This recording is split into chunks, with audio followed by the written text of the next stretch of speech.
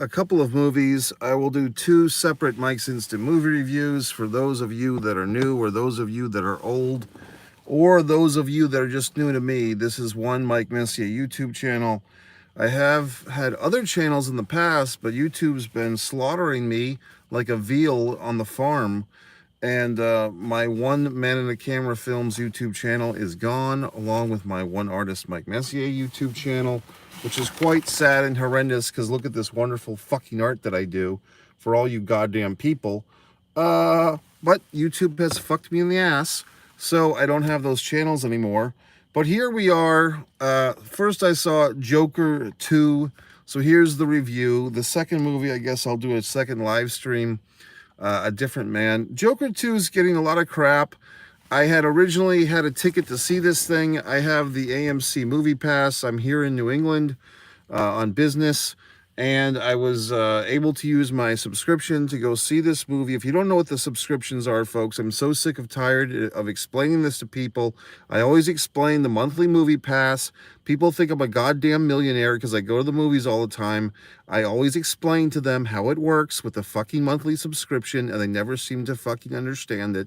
But anyway, you pay 25 bucks a month for AMC. You see 12 or 13 movies a month. Why is it 12 or 13? Because it's 3 movies a week times 4 or 4.5 is 12 or 13. I always explain this to people. They never retain the knowledge or information. In any regard, let's talk about Joker 2. I don't see what all, I had a feeling that I would like this movie better than all the Twitter fucks and all the, oh my God, it only got 50 million at the box office this weekend, and holy shit, it must be the worst goddamn movie of all time. Holy fuck. I don't think the movie's the problem. I think you are just sick, you in general, not you specifically, because the one person listening to this will say, well, actually, I like the movie too, Mike. I just think the movie going public is, you turn on a whim. Like, I think possibly one thing that could have helped is if this movie had somehow been, everyone had been forced to see the original Joker again in preparation for this sequel, this musical sequel with Joaquin Phoenix and Lady Gaga. I think if you had seen, because I saw the original Joker from, I guess, 2020 or 2021, 3 times in the theater, never saw it at home. I typically go to the movie theater to watch movies. I really enjoyed it. I loved it. The original from, 3 or 4 years ago.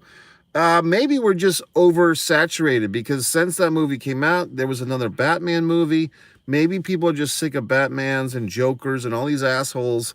And I know that the Batman's not in the Joker movies, but I think maybe just people are sick of it because the movies are always kind of gray and depressing.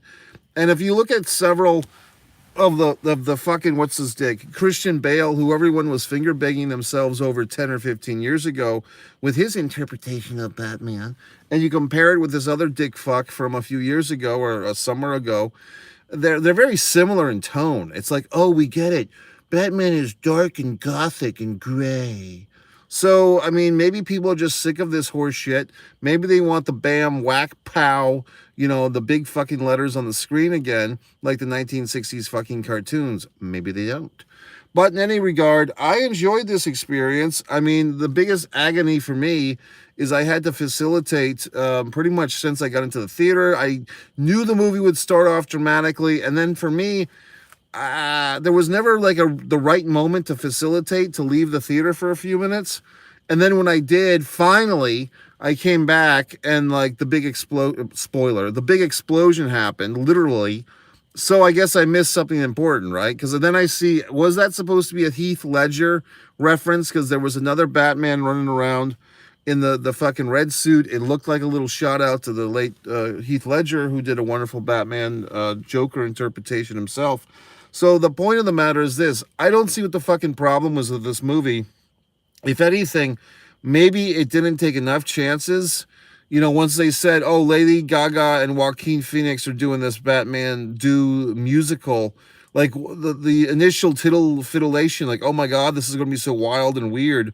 And then once the movie starts, it's not that wild and weird. It's kind of just like a sequel and like stepping into the characters and analyzing them. There were several scenes that were quite repetitive, several things that we saw more than once. I just a little bit of flashbacks to the first movie, like where they took the actual shot, or maybe close to it. Like maybe some shots were close to the original footage from the first one. But I mean, I thought it was like just like like this is the type of movie that probably the actors and directors had more fun than a lot of the people watching. I sat there and watched it. I mean, I'm close to saying, should I go back and see this movie again for that little 5 minutes that I missed? Because that was like a big part of it. I think maybe people are upset that it wasn't enough action in this movie. But I liked all the songs. See, that's the thing. I liked all the songs that were in this movie. I am curious, did they use CGI to implant Joaquin Phoenix's head on the Joker's scrawny ass body or not? I don't know. As far as what's her dick, Lady Gaga, I'm very neutral on Gaga. I'm not pro Gaga. I'm not anti Gaga. When I see her in a good movie, she typically does well. The Star is Born from 4, 5, 6 years ago. I thought she did quite well. The fucking thing with Adam Driver about whatever the fuck, Gucci didn't do much for me.